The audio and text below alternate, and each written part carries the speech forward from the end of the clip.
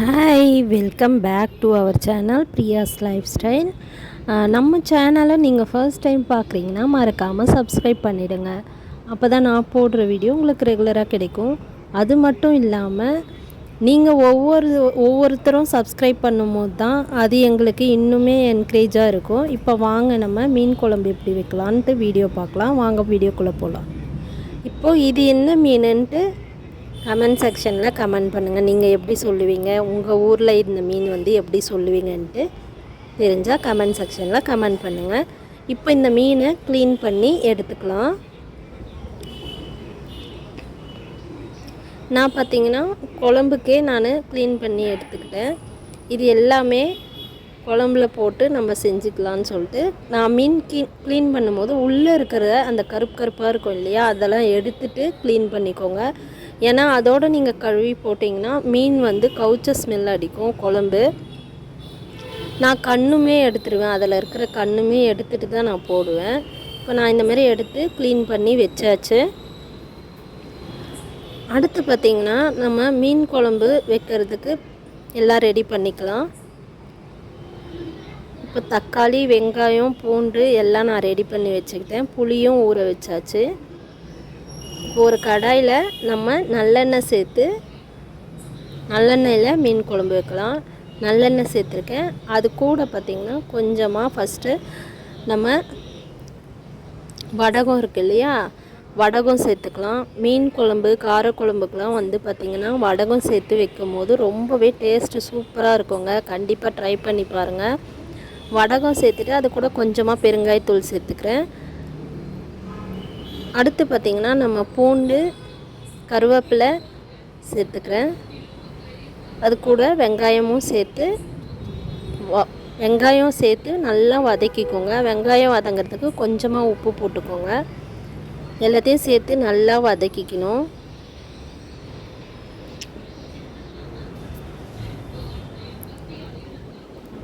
மறக்காமல் இந்த வீடியோ பார்க்குறவங்க சப்ஸ்கிரைப் பண்ணிவிட்டு பாருங்கள். நீங்கள் சப்ஸ்கிரைப் பண்ணுறது எங்களுக்கு ரொம்பவே ஹெல்ப்ஃபுல்லாக இருக்கும்.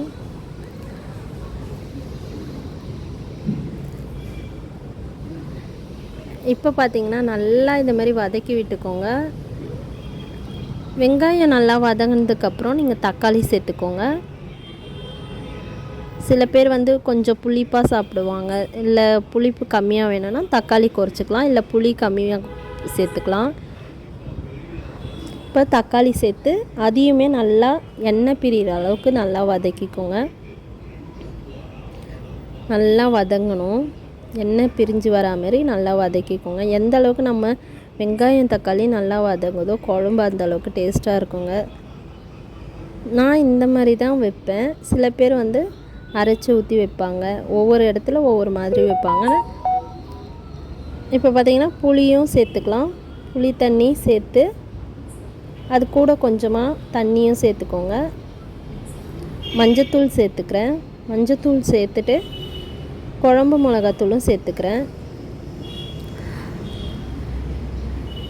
குழம்பு மிளகாத்தூள் நான் மீடியமாக சேர்த்துக்கிறேன். நீங்கள் காரத்துக்கு ஏற்ற மாதிரி நீங்கள் சேர்த்துக்கலாம். குழம்பு மிளகாத்தூள் சேர்த்து நல்லா மிக்ஸ் பண்ணி விட்டுக்கோங்க. இது எல்லாத்தையும்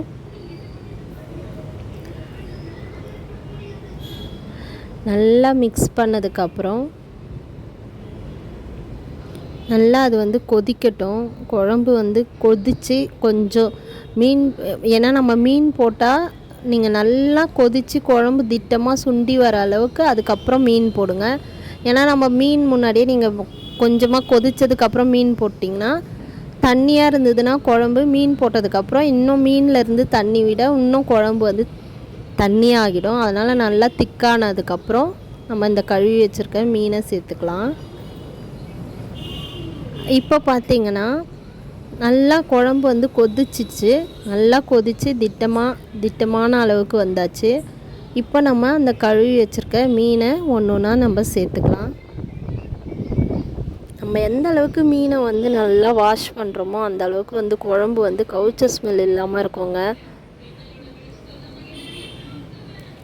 இப்போ பார்த்திங்கன்னா இந்த மாதிரி ஒன்று ஒன்றா நம்ம மீனை சேர்த்துட்டு மீன் சேர்த்ததுக்கப்புறம் நீங்கள் கரண்டி வச்சு ஃபுல்லாக நீங்கள் திருப்பி விடக்கூடாது. நடுவில் கரண்டியை வச்சு குழம்ப வந்து லைட்டாக கிளறின மாதிரி இந்த மாதிரி பண்ணி விடுங்க. ஏன்னா நம்ம ஃபுல்லாக வந்து நீங்கள் நல்லா கிளறும் போது மீன் வந்து உடையிறதுக்கு சான்ஸ் இருக்குது.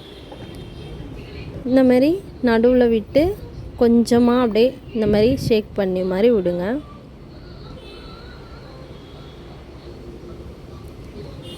இந்த மீன் போட்டதுக்கப்புறம் ஒரு 10 நிமிஷம் குழம்பு ஸ்லோ ஃப்ளேமில் வச்சு கொதிக்கட்டும்.